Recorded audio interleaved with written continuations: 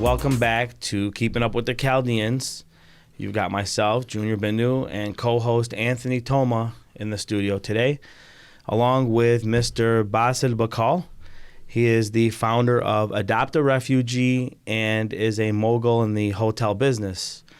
It's great to have you on here today. We'd like you to get into it with some of the information and help us out with some of the background. We do want to tell you we really commend a lot of the stuff that you've done in the community. So we'd like to touch on a lot of that today. And we welcome you onto our show, sir. Welcome. Thank you. It's a pleasure being here. Thank you for inviting me. Great to have you. Thank you. Great to have you. So if you want to let the people know who you are and some of your background, and we can get into that, then we'll go from some of the stuff you did prior to Adopt a Refugee and what led you to Adopt a Refugee. Absolutely. So I'm born 1964. I guess I'm 55 years old. Young 55. Yeah, very Young and beautiful. Came to the country in 1981 and went to school like any other kid at the time. So when you guys got to, I'm sorry to interrupt. When you got to the States, where did you originally live? Where did you live? we lived in Livonia with my brother Eddie. Okay. And so I went to high school there for about a few months. Then I got my GED because I was too old to start high school and too young to be in college. All right. And then from there, went to Schoolcraft College for a couple of years, then University of Michigan. Nice. After that. And then I wanted to be an airline pilot. So I pursued my flying career while I was working at Republic Airline at the time in the ramp as a luggage handler. Wow. So while I was going to college, I finished my college while I was doing that, and I pursued my flying careers. And Well, real quick, what did I mean, if they were around, what did your parents think about that for you to go from your standard norm of we're in the party store to let me go fly? well, I worked in all that while I was going to college. Yeah. So What did you work for when you got here? when I first came, I worked for my brother Eddie in a party store. Okay. And then from Where there, was in Livonia. Okay, It's okay, in, Inkster, Schoolcraft in Inkster. And then from there, while I was going to school, I decided to pursue my flying careers. And so I started working for an airline. And I worked my way up from the ramp to customer service to a supervisor to a manager while I was taking flying lessons and building my hours. So what I would do is compact 40-hour work week into 3-4 days, work a lot of 16-hour shifts, then have Chaldean way. exactly. I'm waiting for. And then I had like 18 credit hours, and I would compact them into 3 days. Yeah. So working full time, going to school full time, and then when I graduated from the 4-year, I was flying. Then I had my flying lessons and license going on. I had my private, my instrument, and then when I got my commercial, I wanted to build some hours before I became instructor. So I would work for 3 days, 16-hour shifts.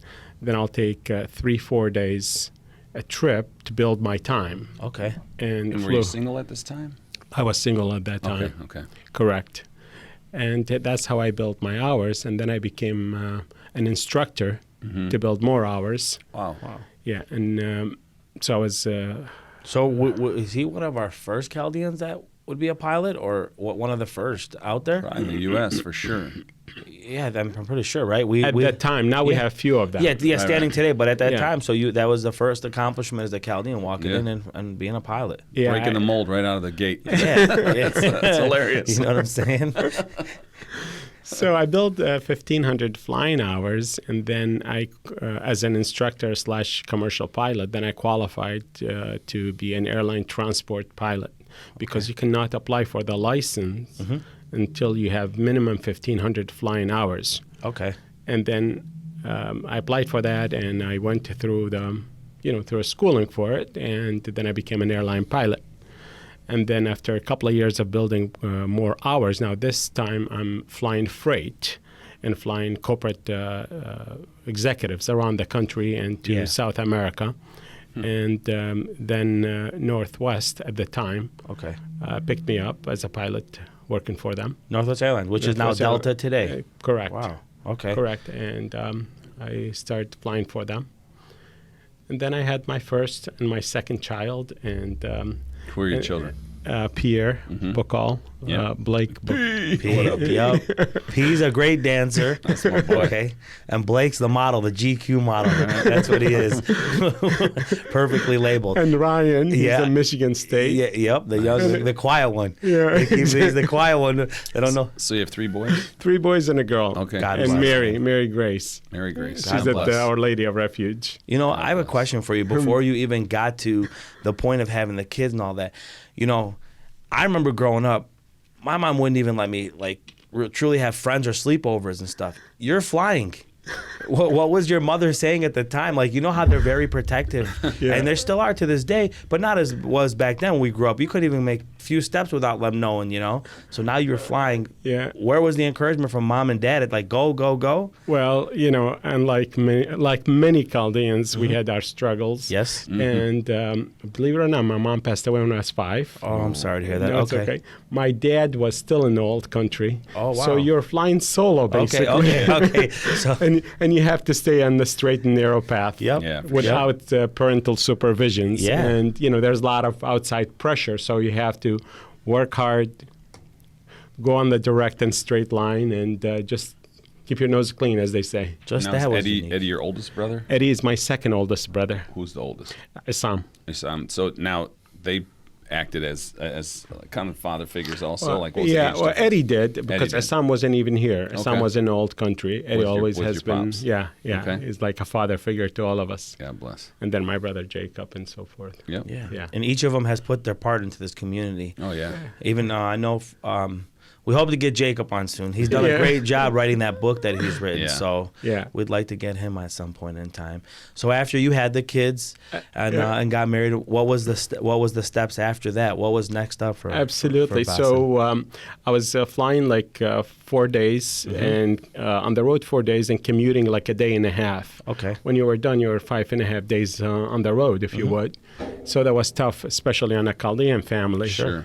And so I've decided, okay, well, this has been a journey and very hard to achieve. Right. It's still personally gratifying and satisfying, but it does not accomplish the greater goal. And how would I have a family that I am away from the house 5.5 days out of the week? So I got to a realization that my family was more important to me than pursuing my own personal goals. Of course. In light of the fact I was flying with guys, Yeah. I kid you not, they were in early 40s on the third marriage. Surprise, surprise. So I'm like, okay, I surely don't want to get there. Right. No. So at the time, I was based out of Minneapolis, and so I had to fly from Detroit to Minneapolis to take my own flights out of Minneapolis. Wow. So I've decided, okay, if the right opportunity comes, I'm going to switch career to preserve the family. Yep. So first opportunity came is to purchase a hotel in Lansing with my brothers. Okay. And I took that, and the hotel was losing money and in dire straits, 40 years old. You know, and didn't take much. How many rooms? 106 rooms. Oh, nice. So within 3 years, working hard and renovating and applying everything I learned as far as systems and so forth, Yep. was an award-winning hotel with a great bottom line. That's Nice. awesome. And was that all you guys putting your effort into it as brothers? Everyone took their turns, or was there somebody Actually, I leading the moved way? there. Okay. Yeah. Okay. So you kind of led I moved the there. movement of being there. Yeah, Okay. exactly. My you take brother the family, started or- it. I bought a house in Hazlet, Michigan, and I moved there.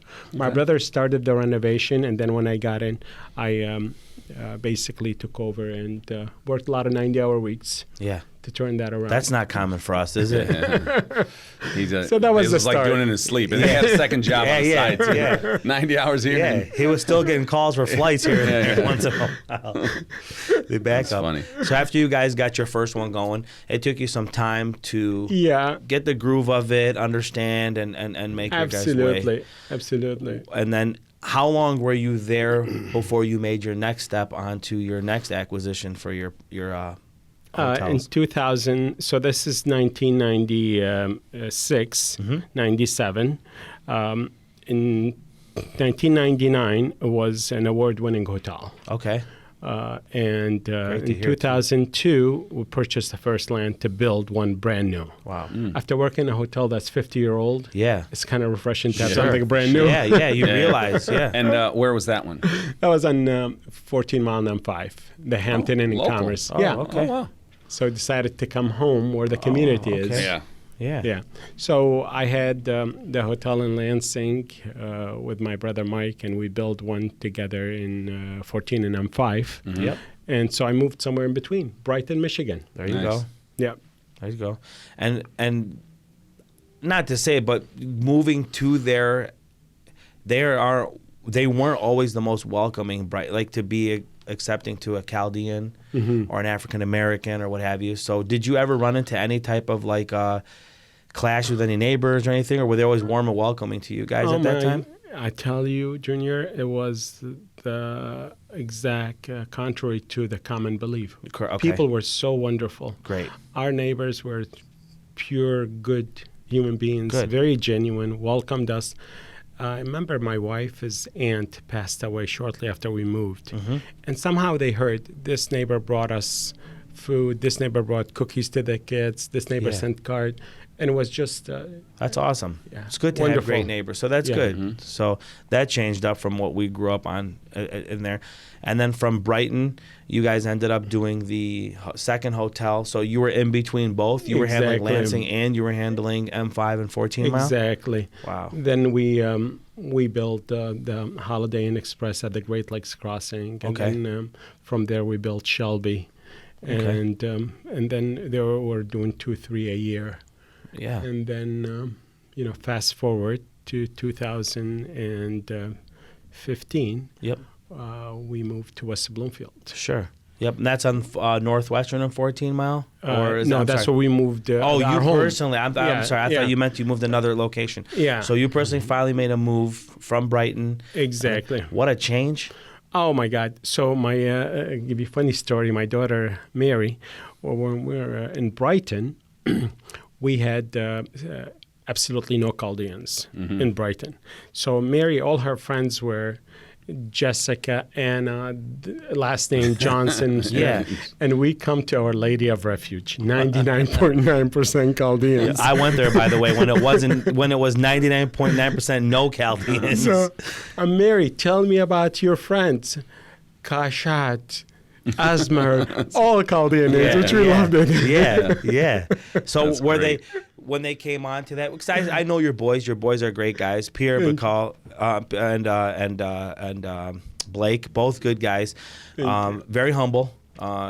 Was it different for them coming in and then jumping on board, being back to like the Cali, or was it just like normal? You know Pierre. I mean, Yeah. you can put him Of in course any I crowd do. and he'll Yeah, yeah, bounce. Yes, you Oh, can. yeah. Yes, you can. That's Pierre- the dance king, by the way. If anybody ever seen Pierre get down in a party, he will sweat a storm, but he'll be the livest guy that's on the dance floor. So, yep. So Pierre, up till this point, he has Juara friends, Yeah. Yeah. as well as Chaldean friends, and Yeah. he hangs out with them on a weekly basis. Yeah. Good.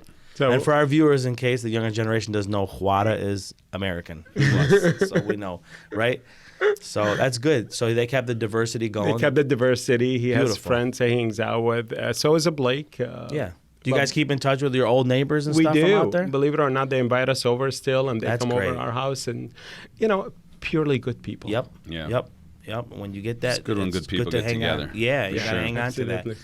So after you accomplished so much with the hotel industry, was there a point that you kind of felt a little burned out as you were going through so much growth? Because I know you guys are you're 20 plus at this point in time. Yeah. So was there a point that made you change? I know you do other things in your life. And Yeah. we'd like to get into that, but if you can tell us how the transition went from hotel to that. So Okay. Well, I normally would build the hotels myself. sure. And it's very stressful building a large project from ground up, especially when you have 2 or 3 of them going at the same time. Yep.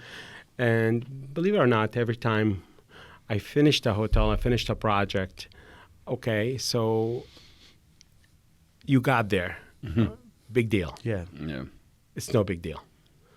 It's a financial success, one after another. It's numbers anymore. Yep.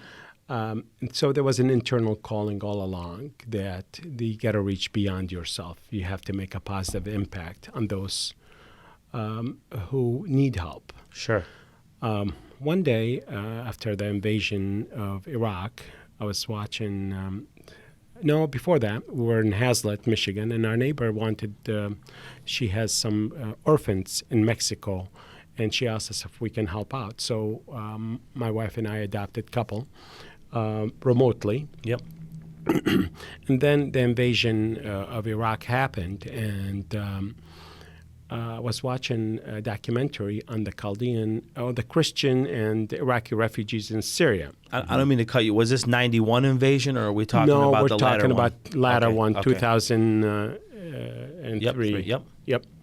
And it shows the struggles of our people in the countries of, surrounding countries of Iraq, like Syria, Lebanon, Jordan, and Turkey. Sure. And it got to the point where some of the women were doing immoral things to support their families. To survive. Just to survive, to feed their kids. A shame. And that was a turning point. Sure. It's like, how could we be so blessed living in this country with so much ability to help and watch people in need and do nothing about it? Sure. So I had a friend, Renee Antoon, who was a great person and still is. And so She's now that's Scott Yeldu's wife. Scott right? Yeldu's Yep. wife. Yep. Renee. So we Antoon talked. Yeldu, Yeah, we talked about it and said, let's do something. So came up with the program called Adopt a Refugee Family. Okay. I was a friend with Mike George at the time and Father Frank at the time. Bishop Francis today, Sure. and they were a great support. Mike George gave me an office. He said, whatever you need, all that administrative costs is on us. Okay. You pursue it. That's great of him. bless him. Yeah, God bless him. That is a trait of that he had. Was Yes, and all his kids been wonderful ever since. And so we started a program called Adopt a Refugee Family. Father Frank at the time, Bishop Francis, was a great support behind the scenes. Yep. And we started with 17 families Yep. where people in need sitting in Syria or Jordan would be matched up with families here in the United States or anywhere in the world, and where 100% of their donations get to this family in need with 4 levels of transparency. People are screened beforehand to make sure they're truly in need. Yep. And they're matched up with the donor family in the United States. And Anthony, you've had a couple of families yourself for a long time. Thank you. So thank you. So it's people, families helping out families, and the two would know each other. Okay. And they will make sure 100% of the donation get to this family in need, and they can verify that. That level of transparency and that 100%, we went from 17 families on a monthly basis to over 2,000 families at the height of the ISIS crisis, That's where amazing. on a monthly Yes, it is. basis we were sending over $200,000 on Sure. a monthly basis, and all from volunteers, never from any corporations Yep. or big companies. These are all Chaldeans and Yep. other and American people, believe it or not, were helping our people as well. Sure. Could you enlighten It's a people? humanitarian issue. Yes. Issue.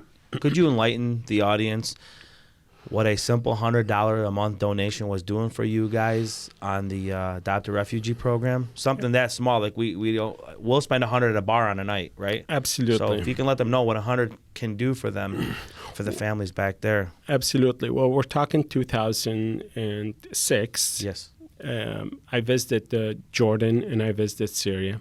$100 at the time could really help in meeting the expense needs of about 35% to 40%.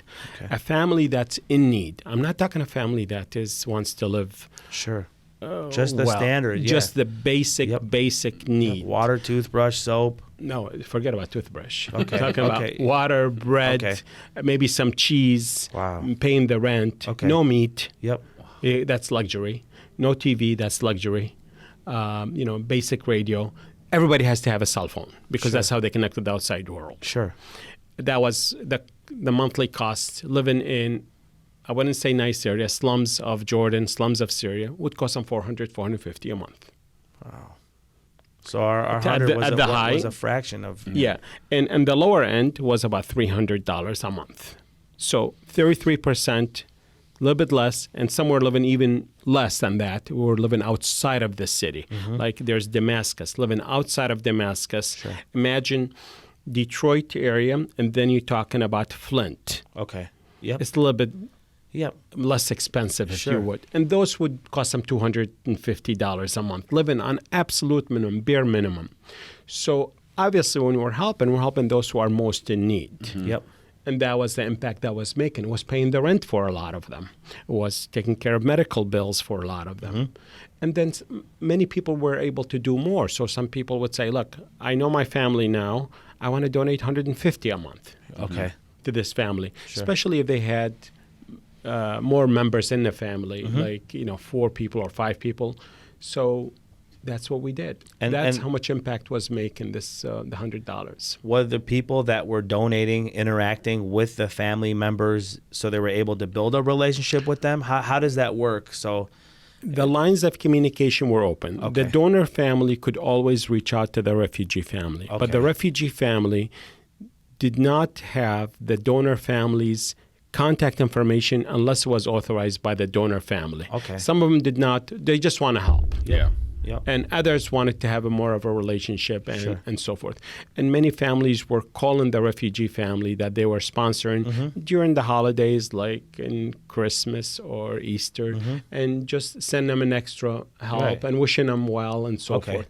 And believe it or not, guys, the moral support was so important to those families. When I visit these families in Jordan or Syria or Lebanon, they say, you know what? Money is one thing, but when we feel others were there beside us that care about us, didn't even know us, Right. and were thinking about us, that meant the most to us. Sure. Right. That's huge. Yeah. And I was going to ask, when they build relationships up with them, so for example, you said Anthony has some families that he works with or have family he works with. If Anthony was directly in contact with the family, he has the ability on his own to be able to supply them and send them things, or does he have to still channel it through Adopt a Refugee? So if he wanted to send that extra Christmas gift and whatever else besides the money, can he go direct and send it? He could. Okay. What we encourage, most importantly, is the spirit of helping and Right. caring about our, not only as a human beings, we should Yes. care about every human being. Yes. And no matter what their background is, what their religion is. Sure. But what's important here is to help. So once that established, charity starts at home. We start with our own people, Right. and then we branch out, and we should not discriminate.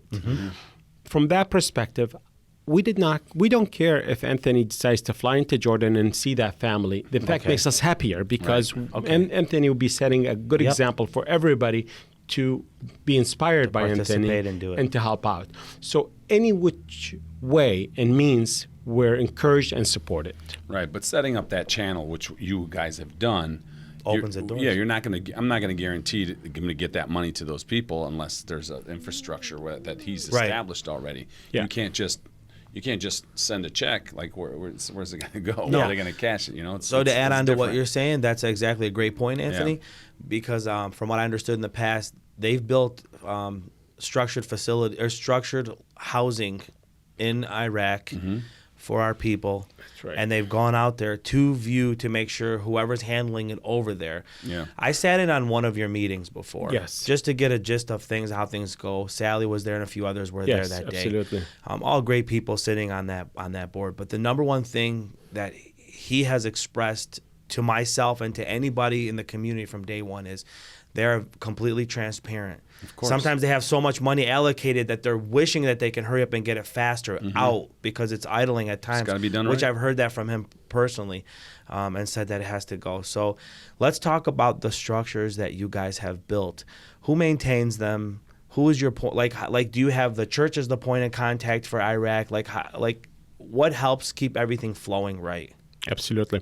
Well, first of all, the Adopt a Refugee Family program, and they're still working under the 501c3 of the Chaldean Federation. Which means nonprofit. So It's a those who know. nonprofit. Yep. from the start, as you said, the backbone of the program is 100% of your money and 4 levels of transparency. Okay. The books are open to anybody at any time Yep. to come and check anything. That's huge. So this has been the backbone of the program and the reason for its success, in my opinion. Yep. In addition to 30, 40 volunteers that help out continuously, being at churches, doing events, like we just finished the golf outing, we had the Shenandoah, and so forth. So that being said, what we try to do is match families with families. And once that family leaves, let's suppose they got a visa to Australia or to the United States, they're replaced with the second pre-screened and needy family. Okay. Yep. And we match them up, let's say Anthony or your dad or so many great people that sponsor so many families. And they're matched up. Now, your new family is this. They can continue. They can stop at any time. Okay. And they can visit them if you like. They can pick up the phone and call them if they want. Right. So it's that connection where we are on the background. You can reach out to the family directly. Yep. That makes it more appealing to so many people because now they know it is transparent. They can verify with the family. Hey, did you receive your $100 this month? They could do that. Wow. That's huge. Now, you mentioned earlier about it was person to person and it was not corporations making these Correct. donations.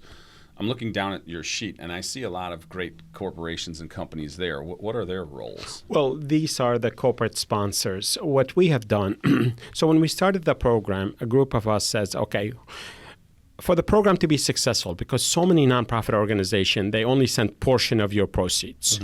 We are determined to send 100%. Yes. So who's going to pay the administrative cost? There are people that work in the office, people that do the accounting, people that do the audits, like UHY, and so forth. Who's going to pay for those? So we decided we're going to pay it ourselves. We're going to, As a group. as a group, the people that started and so forth, we're going to pay those. And let the donor feel good about 100% of their money go there. Then we said, look, there's an opportunity here where we can sponsor families ourselves or help out with the programs, and some Chaldean-owned businesses would be, or people who do business with Chaldeans will be happy to support such a event. So Shenandoah stepped up and they said, well, we'll help out with the corporate sponsorship. That's $5,000 for each one, like Value Wholesale, US Ice. We have a Superior, always great support. Great people. John Paul, of course, Mike George and his company. Beacon, AFPD. They have given us the office and the support. What is AFPD? The Associated Food Dealers. And now their name is changing. Petroleum, And we have Oakland Family Dentistry, and so many other great corporate sponsors. And, of course, my brother Jacob, when he wrote his book, all the proceeds. Let people know the name of the book, too. So Chaldeans in Detroit. Yep. And, of course, he bared all the cost, yet all the proceeds went to charity. You think we should get him on here? What do you guys think? We're going to get you on. Jacob, we got you next. He did a great job with the book, and, but more importantly, it's a service. I asked Jacob one time, what do you hope to see? Why even write the book? He goes, it's not for us here. We know who Chaldeans are. But imagine 2, 3, 4 generations, 5 generations from now. They're not going to know all the stuff, all the great tradition, all the history behind who the Chaldeans are. And so it's a way to connect. So the example that you've led by, you guys are stars in the hotel industry. You guys are, as a group, as a family, you guys are great moguls the way you've come up and done your business.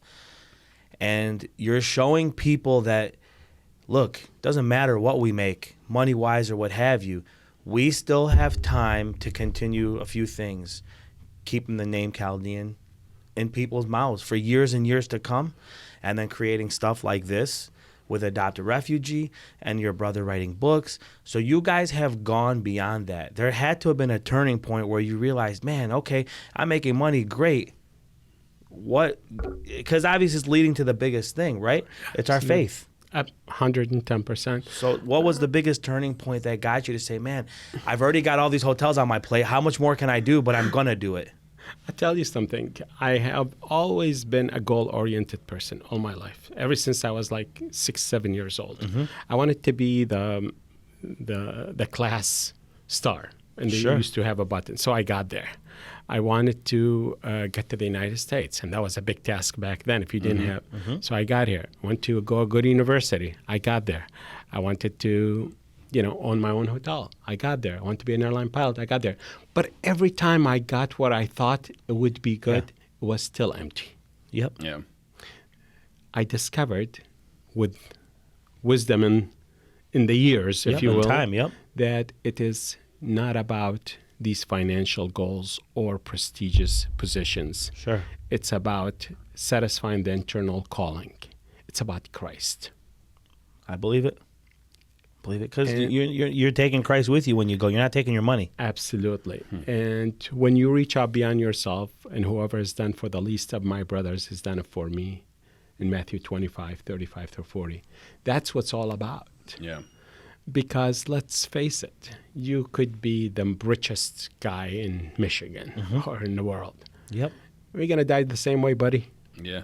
No matter what. Yeah. Broke or rich, you're going out the same way. And you have the same worries, and you have the same concerns. Yep. But really what gives you the internal, what gives me, and I think a lot of people feel the same way, and it is reaching beyond yourself and making a positive impact on others. Mm-hmm.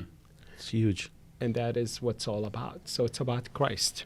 I agree. Christ in your life, Christ in your conscience, and continuously striving to do His will. Yep. And I see that by what you guys are doing. I see you've taken that role. You're a helper.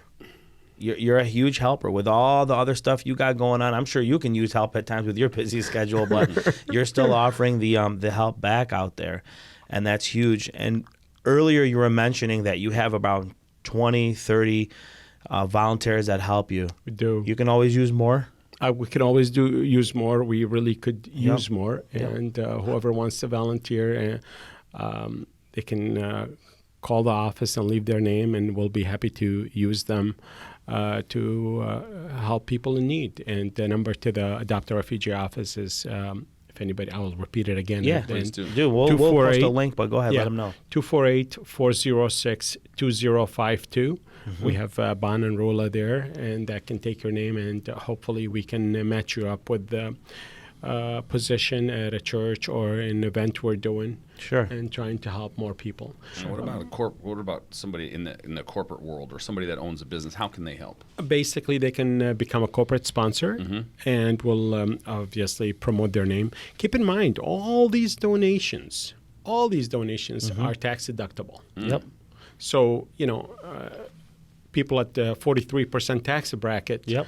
it's like when they donate $1, they're only donating 57 cents. Right. Yes. Yeah. You know what I mean? Yeah. Yeah. And they're helping making an impact and a positive impact on our people. But I mean, I think when people actually hear your story and understand your story and understand what Adopt a Refugee is doing for the people and how valuable it is, I think all the companies out there should be jumping all over this. And whether it's a tax write-off, which it is, or whatever, just jump on it, be there, make a difference in the world. And the gentleman is telling you it's 100% of the money. I give you 100, 100 goes out. Absolutely. He keeps nothing of it. You don't have to put in the time, the energy, the sweat, the tears, the anguish that this gentleman has gone through to develop this, along with the people that helped you do it. All you have to do is write a check. Yeah. Absolutely. And we've been blessed with so many wonderful people, not only donors, but also volunteers. And, they are the people that work day in and day out. Sure. A lot of time is donated, and from their families, from their businesses. And, Do you want to mention a few? Yeah, you want to give us Absolutely. some of the people Well, that are in Hopefully your you don't circle. forget anybody. But, hopefully I don't forget. Well, of course, we have in the Adopt a Refugee. Now, I got to tell you, after ISIS took over our villages, we've established helpiraq.org. kutwc.org. Oh, okay. So that was a spin-off of Adopt a Refugee. That was the magnets and the stickers and stuff that Absolutely. all of us have seen on the cars. Adopt a Refugee with the diocese established helpiraq.org. Yep. And so Rafid Yildu was his idea. He was bless you, Rafid. Yeah, Big Raf. He was with us at the Adopt a Refugee, and that was his idea. So we supported it, and we got it going, and then Rafid continues to work with it. So under Help Iraq, we started a number of programs inside Iraq, and I visit many times along with Rafid, with Bishop Francis, with so many priests, to make sure these programs are going well. So going back to the volunteers, we have start with your pops. Thank you. Yeah, he's been a great support, and we have Sarab. We have with us so many wonderful, like the Georges. Not only they volunteer. Not only they donate their space and so forth, but also they are there to help us with whatever we need. Sure. Good man. Absolutely. A lot of Renee Yeldu at the time and Sally Najer.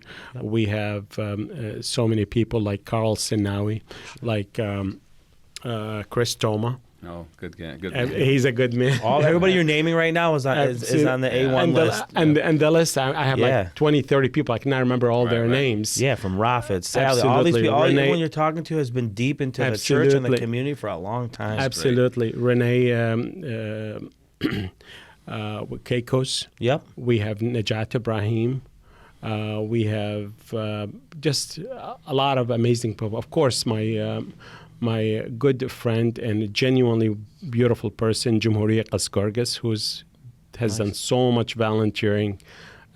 She taught me how to read and write Chaldean. Wow, that's huge. I can speak both Arabic and Chaldean. I wish I learned how to write and read it. It's very unique. It's not too late. Absolutely. It's never too late. If he has time, I have time, right? Let's be real, right? Right he there. He has time. Everyone has time. I want to ask you something. Yes. And this is directed to the youth. So forgive me if I forget any names, good. But it is between. Mother Teresa says it's not about you and them. It's between you and God. That's what it's all about. If that gives you the internal satisfaction, then do it. Right. But if you're looking for recognition from a human being, forget it. Don't go we there. kind of put you on the spot also. So, We'd like to know, especially Anthony and I, because this is like the biggest push to our show is, you've mentioned a lot of people, and the people you've mentioned are somewhat within my age, Anthony's age, your age, like in that range. Yeah. Are you getting the younger generation to come through the doors and volunteer and ask and help? Are you getting them? Absolutely. You are? We Okay, have a great. lot of young people that... we want to encourage that. I am very, very proud of our youth. All right. And you know what? Awesome, you guys. That's very, good very to hear proud from of our this gentleman. youth. And, they're good people, church-going, hardworking. Every now and then you have a black sheep in every family. And every now and then you have somebody that goes astray. Yep. But look at the vast majority. Yep. They stick it out, and they happens stick a lot it out. less in our community than other Absolutely. communities because it's so tight and so strong. Family values are family values, there. very respectful, very hardworking, genuinely good human beings. And when it's all, if you were to tell me what is the rating here?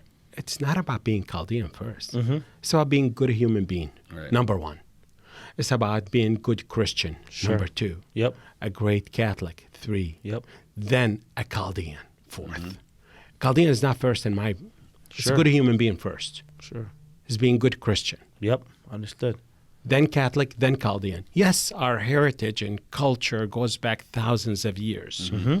But remember, Chaldeans were not, if you read the Bible where it talks about the Chaldeans, they were not in good light to start with. True. Why is that? If you look, heard this. Oh, of course. I mean, look before Christ's time. I'm talking about. Okay. I mean, they were brutal. They went all the way to Israel and took the Jews as slaves. Oh boy. 2 times. Okay. They always had wars with, under the Assyrians and the Babylonians. And, So you're saying it is. we owe the It's a Jews Christ. reparations? No. What I'm saying is after Christ, it's Christ in us that makes us good. Right. Okay. So Our that's- act got cleaned up right. after we met Exactly. Absolutely. Jesus and God became part of our Absolutely. life. Yes. It's a Christ in our life that. So you know what's crazy? It's cyclical because standing today, a lot of our community needs God and Christ right now in them. I mean, things have changed. You know, the youth needs a little bit more help. There's more filth that we've inherited from this You're country. hanging out with the wrong people, Junior. You're hanging around in this man's circles, you'll see the finer people. So- That's what I'm saying. We want to push it more to Right. to follow this lead Yeah. than to follow the lead of what we've got. I think our community is doing pretty great. Doing excellent. Yeah. And I go to ECRC and I go to our churches, and I'm just inspired by so many young people that want to know Christ more. I mean, look at the calling for the priesthood. Look how many people. Yeah, that's a It's wonderful. Yeah, huge indication of the way that Absolutely. You'll see that in like a week. a few weeks from now. We have the Mansurs are doing the walk. Absolutely. When you go That's there the and thing. see that, and you see them all standing up there now. It's not what I was used to growing up. You know what I'm Yeah. saying? I'm seeing it now. Like I'm seeing young kids, like my son Ryan's age. yeah, Like Ryan would go with a couple of friends of his to Manresa retreat on his own and spend a silent retreat there. This is the young generation that should inspire the youth. yep, Yep. Because trust me, guys, it's not about the money. no. Right. It's about being a good human being first. Your legacy follows you when you go. That's the biggest thing is who you are today, you'll be remembered. I don't remember a conversation going, man, he was paid before he died. I'm just being honest with you. Yeah. I remember like saying to people, Good guy, bad guy, what they did. character, Yep. That's the thing that follows you. And I think people lose that on this earth. They think more like, man, my bills are due and this is this or this one's got that. But you're right. But you know what? When you're doing the right things, Yep. things fall into place. Sure do. Yes. And here's how I see things. Imagine a number, let's make it a 1, and put 100,000, tens, all zeros right in front of it. Now you're going into trillions and beyond. Christ is the one. You take that one, the rest is what? Zero. Thank you. So all with Christ, you got all your success. But when people think of the word success, they think, oh, he's got money. Yep. He drives a nice car. He's got this, he's got that. No, there's much more dimensions to success. Yeah. Having a happy family as a father with children. Yep. Which one is more important to you? You want to have a happy family or you want to be rich and miserable at home? Happy family. Happy family Of course. is more of a success. Yes. And then you need to have a self-respect of who you are. When you look at yourself in the mirror, when there's nobody in the room, do you respect the man you see? Right. Yep. Man or woman. A man or woman, I mean a human being. The person. Yep. The person. Yeah, in the mirror. person. Yeah. That is success. Yep. Yeah. If you respect and you admire who you become, not for boasting, but to Like say, that. I'm trying to walk in path of the Christ. Yep. Yep. I agree. And the tough part is when you slip sometimes, it's hard to pick yourself up from the fall. But with what you're saying is the only thing is that usually will pick you up is going to be having faith to get yourself back up because it does. The money's the money, like you said. Absolutely. And you know what? Who of us does not make mistakes? We all do. Like you said, we're human beings. We're not Chaldeans first, right? Yeah. And human beings are going to make the mistake no matter. But we know what's so beautiful about Christ Yep. is the Forgiveness. compassion, is the forgiveness, is the mercy, an ocean of mercy that I could make a mistake today, and as long as I'm not going back to my mistake or try very hard not to go back to my mistake, Christ will forgive me. So I have a very strong question for you. You got awesome kids. You got awesome nieces, nephews. You know, I know a majority of them, and they're all great. They're most likely to be the successors of your guys' success when it comes to the hotel business. I see some of them working in it. Who's going to follow your success of Adopt a Refugee, Help Iraq, and who's going to continue it? We want to see the youth continue it, you know. what's going to keep that Well, he's promising? still a young man. No, I know he is. Of course he is. I mean, he's a beautiful young man. But my point to him, there's going to be a time where someone's going to have to fill Basil's shoes. And when they do, they got to do it just as good and just as transparent. Sure. You know, so we're going to want to see that. Well, he set the foundation, so I'm sure it'll be fine. So, I have never told my kids, I want you to attend this event or go help this poor. All I've tried to do is set a good example and point to Christ as the reason. Okay. So that could be my kids, it could be anybody in the community, and I would love it to be community members at large, everybody that will do their part. Because at the end of the day, Junior and Anthony, we're different last names, but we're one. Yeah, that's a fact. We're connected. The pains impact us all. If we hear about a Chaldean scandal, we all feel hurt. If we hear about a Chaldean glory, we all feel proud. Joy, So we are connected. And yet, let me put it in a broader perspective. Not only as Chaldeans, as Catholics, when there is a scandal in Australia or somewhere, we're all hurting. Sure. But when all live up to Christ's teaching and honor that promise, we're all proud of who we are. Yeah, there was never really a better or stronger or a better time than, and I hate to say it, went after 9/11. Like, the way that humanity pulled together after that tragedy was, was just telling of faith. Absolutely. What brings us together is the greater crisis. Because, look at what's happening in the Bahamas with this hurricane. Jeez. People from all over the world trying to help out, and it shows our humanity. Compassion. Compassion. Yep. Yeah, I agree. And we've built that. I mean, being that we're still such a small niche community, we have that compassion heavily amongst us. I hope and pray our youth would always help out and reach beyond themselves. Yes. And there will come a point where they will be 55 one day, and they would look back and say, you know what? I wish for my kids to be good human beings first before anything. Yep. And you have you gave us the phone number for people to reach out to you in regards to helping out with some type of community service and donating in time. Do you guys also have websites that people can visit? Are you on social media as well, Absolutely. Of course, our website is adoptarefugeefamily.org. Okay. They can also reach out to helpiraq.org or mercy.org. And these are all programs. I don't care what program. It could not be even Adopt a Refugee. As long as you help out, don't just look at yourself and say, I'm sad. That's all I care about.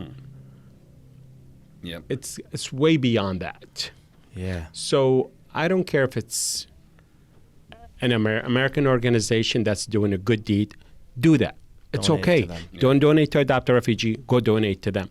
But do something to help beyond yourself. That's awesome. That's a good message.